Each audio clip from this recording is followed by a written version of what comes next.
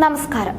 1952 ചെന്നൈ സ്വദേശിയായ സി അലവിന്ദ് യാതൊരു സൂചനയും ബാക്കി വെക്കാതെ പെട്ടെന്നൊരു ദിവസം അപ്രത്യക്ഷനാകുന്നത്. ജെം ആൻഡ് കമ്പനിയിലെ ജീവനക്കാരനായിരുന്നു അലവിന്ദ്. ദിവസങ്ങൾ കടന്നുപോയി. ഇയാൾ എവിടെയാണെന്നതിനെ കുറിച്ച് ഒരു വിവരവുമില്ല. തങ്ങളുടെ തൊഴിലാളിയെ കാണാതായതോടെ കമ്പനി ഉടമയായ കണ്ണൻ ചെട്ടി അലവിന്ദറിന്റെ തിരോധാനം പോലീസിൽ അറിയിച്ചു. അങ്ങനെ പോലീസ് അന്വേഷണം ആരംഭിച്ചു. ആ ഇടയ്ക്കാണ് ഇൻഡോസിലോൺ എക്സ്പ്രസിലെ യാത്രക്കാർ ട്രെയിനിലെ 3ാം ക്ലാസ് കമ്പാർട്ട്മെന്റിൽ ഉണ്ടായിരുന്ന ഒരു പെട്ടിയിൽ നിന്ന് ദുർഗന്ധം വമിക്കുന്നത് ശ്രദ്ധിക്കുകയും അക്കാര്യം അധികൃതരെ അറിയിക്കുകയും ചെയ്തത്. ട്രെയിൻ മനാമദുരൈയിലേക്ക് അടുത്തപ്പോൾ പോലീസുകാർ കമ്പാർട്ട്മെന്റിലേക്ക് കയറി. പെട്ടി തുറന്നതും അതിനുള്ളിൽ കണ്ടത് ഭയാനകമായ കാഴ്ചയായിരുന്നു. തലയില്ലാത്ത ഒരു ശരീരം. ആരാണെന്നോ എന്താണെന്നോ മനസ്സിലാക്കാൻ ഒരു സൂചന പോലും ആ ശരീരത്തിലോ പെട്ടിയിലോ അവശേഷിച്ചിരുന്നില്ല. അന്വേഷണ ഉദ്യോഗസ്ഥരിൽ പല സംശയങ്ങളും ഉയർന്നു. ആരാണ് ഈ മനുഷ്യൻ? ആരാണ് ഇത്രയും ക്രൂരമായ പ്രവൃത്തി ചെയ്തത്? ദിവസങ്ങൾക്ക് ശേഷം ചെന്നൈയിലെ റോയപ്പുഴം ബീച്ചിൽ മണലിൽ ഭാഗികമായി കുഴിച്ചിട്ട നിലയിൽ ഒരു മനുഷ്യന്റെ തല കണ്ടെത്തി. ഇത് മദ്രാസ് മെഡിക്കൽ കോളേജിലെ ഫോറൻസിക് വിഭാഗത്തിലേക്ക് പരിശോധനയ്ക്കായി അയച്ചു. അങ്ങനെയിരിക്കെയാണ് ബീച്ചിൽ നിന്ന് മനുഷ്യന്റെ തല കണ്ടെത്തിയതിനടുത്ത് നിന്ന് പോലീസിന് ഒരു ഫൗണ്ടൻ പേന ലഭിക്കുന്നത്. അരവിന്ദർ ജോലി ചെയ്ത ജെം ആൻഡ് കമ്പനിയുടെ ലോഗോയുടെ ഒരു ഫൗണ്ടൻ പേനയായിരുന്നു അത്. കേൾക്കുമ്പോൾ നിസ്സാരമായി തോന്നാമെങ്കിലും ഈ ഫൗണ്ടൻ പേന അന്വേഷണ ഉദ്യോഗസ്ഥരെ കൊണ്ടുപോയത് അലവിന്ദറിന്റെ ജോലി സ്ഥലത്തേക്കാണ്. അവിടെ വെച്ച് കമ്പനിയുടെ ഉടമസ്ഥൻ അലവിന്ദറിനെ കാണാതായ വിവരം സ്ഥിരീകരിച്ചു. പിന്നീട് ചുരുളഴിഞ്ഞത് വലിയൊരു കൊലപാതകവും അതിന് പിന്നിലെ ഞെട്ടിപ്പിക്കുന്ന ചില സത്യങ്ങളുമാണ്. പ്രണയത്തിന്റെയും വിശ്വാസവഞ്ചനയുടെയും പ്രതികാരത്തിന്റെയും കഥ. ആ കഥ ഇങ്ങനെയാണ്.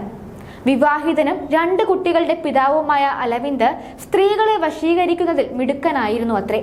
അയാൾ പേനകൾ മാത്രമല്ല, കുറഞ്ഞ വിലയ്ക്ക് മറ്റു സ്ത്രീകൾക്ക് സാരികളും വിറ്റുപോന്നിരുന്നു. സാരി ബിസിനസ് വഴി പരിചയപ്പെട്ട ദേവകി മേനോൻ ഇയാളുടെ സുഹൃത്തായിരുന്നു. അവർ അലവിന്ദറിൽ നിന്ന് രക്ഷപ്പെട്ട് പ്രഭാകർ മേനോൻ എന്നയാളെ വിവാഹം കഴിച്ചു. പക്ഷെ അലവിന്ദർ ദേവകിയെ വിടാൻ തയ്യാറായില്ല. അയാൾ അവരെ ഭീഷണിപ്പെടുത്തി, ഉപദ്രവിച്ചു. ഒടുവിൽ അയാളിൽ നിന്ന് രക്ഷപ്പെടാൻ ദേവകിയും ഭർത്താവ് പ്രഭാകരനും ഒരു പദ്ധതി തയ്യാറാക്കി. ഒരു ഓഗസ്റ്റ് മാസം 28-ാം തീയതി ദേവകി അലവിന്ദറിനെ ചെന്നൈയിലെ സെമിത്തേരി റോഡിലുള്ള തന്റെ വീട്ടിലേക്ക് പ്രലോഭിപ്പിച്ച് കൂട്ടിക്കൊണ്ടുപോയി. പിന്നെ നടന്നത് ക്രൂരമായ കൊലപാതകമായിരുന്നു. ദേവകിയും ഭർത്താവും ചേർന്ന് അലവിന്ദറിനെ കൊലപ്പെടുത്തി. അയാളുടെ തലവെട്ടി റോയപ്പുരം ബീച്ചിൽ കുഴിച്ചിട്ടു. തെളിവ് നശിപ്പിക്കാനുള്ള ക്രൂരമായ ശ്രമത്തിന്റെ ഭാഗമായി മൃതദേഹത്തിന്റെ ഉടൽ ഒരു പെട്ടിയിലാക്കി ട്രെയിനിൽ ഉപേക്ഷിച്ചു.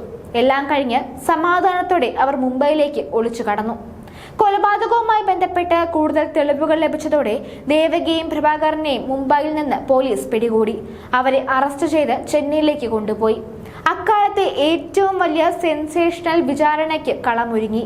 വിചാരണ പുരോഗമിക്കുമ്പോൾ കോടതി മുറി നിറഞ്ഞു കവിഞ്ഞു. 1953 ഓഗസ്റ്റ് 13 കുറ്റകരമായ നരിഹത്യയ്ക്ക് പ്രഭാകർ മേനോന് 7 വർഷത്തെ കഠിന തടവും ദേവകിക്ക് 3 വർഷത്തെ തടവും കോടതി വിധിച്ചു. ജഡ്ജിക്ക് പ്രതികളോടുള്ള മൃദു സ്വഭാവത്തെ ചോദ്യം ചെയ്ത പലരും അക്കാലത്ത് രംഗത്ത് വന്നിരുന്നു. ജയിൽവാസത്തിനു ശേഷം പ്രഭാകറും ദേവകിയും ആരും അറിയാതെ കേരളത്തിലേക്ക് താമസം മാറി. അവർ കേരളത്തിൽ ഒരു ചായക്കട തുടങ്ങുകയും അത് പിന്നീട് ഹോട്ടൽ ബിസിനസ്സായി മാറുകയും ചെയ്തു. ഒരിക്കൽ വാർത്തകളിൽ നിറങ്ങി നിന്ന ഇവരുടെ ഭൂതകാലം അപ്രത്യക്ഷമായെങ്കിലും കുറ്റകൃത്യങ്ങൾ കണ്ടെത്തുന്നതിനുള്ള ഫോറൻസിക് തെളിവുകളുടെയും അപ്രതീക്ഷിതമായ കണ്ടുപിടുത്തങ്ങളുടെയും പങ്ക് മനസ്സിലാക്കി തരുന്ന ഒരു പാഠപുസ്തകമായി ഈ കേസ് മാറുകയുമുണ്ടായി.